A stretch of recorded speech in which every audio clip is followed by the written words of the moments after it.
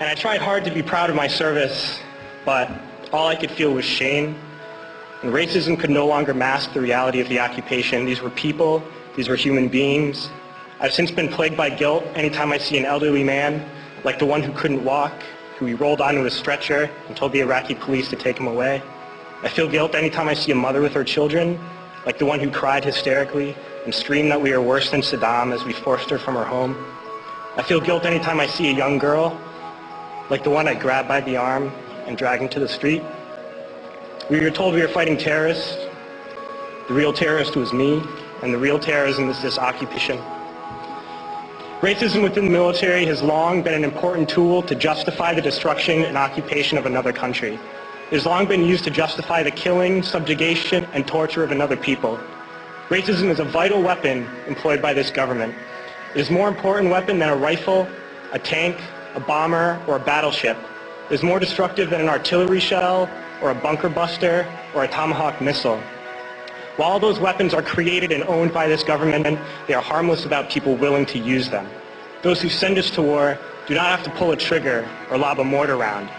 They do not have to fight the war, they merely have to sell the war. They need a public who is willing to send their soldiers into harm's way.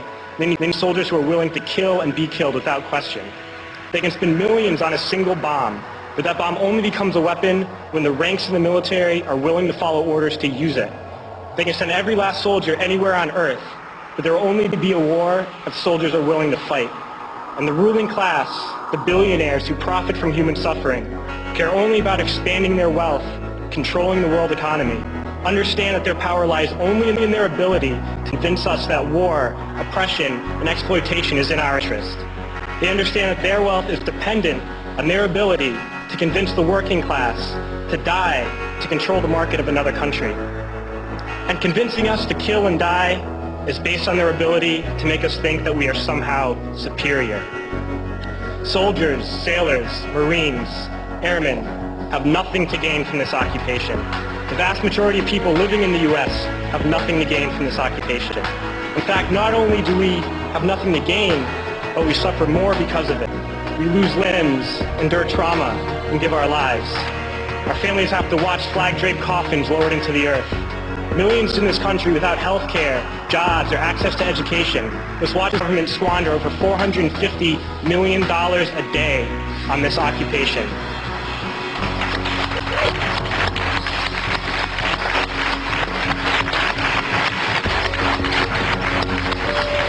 Poor and working people in this country are sent to kill poor and working people in another country to make the rich richer. And without racism, soldiers would realize that they have more in common with the Iraqi people than they do with the billionaires who send us to war.